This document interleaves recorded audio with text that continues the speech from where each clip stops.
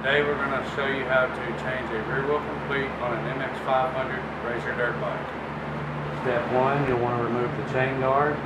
There's 2 screws, one in the back, one in the front. You will need a Phillips head screwdriver to do so.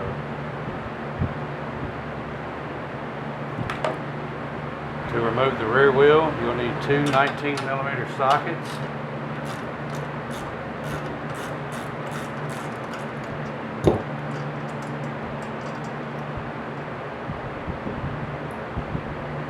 Once you get the axle bolts removed, the wheel will slide down.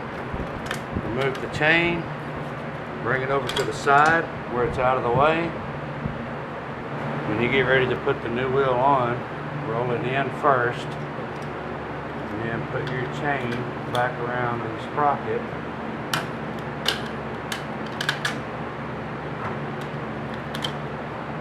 And then you want to pull out on the wheel.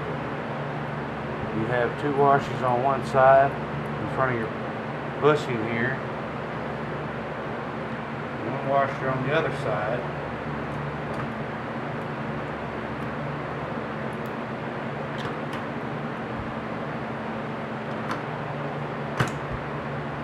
Slide it back into place. Again with your 19mm socket.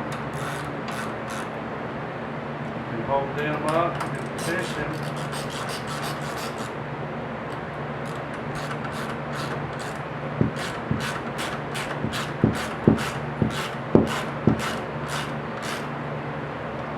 Tighten it back up.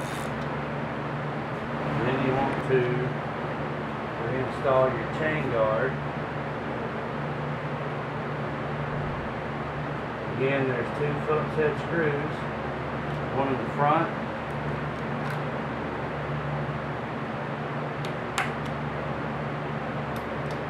and one in the back.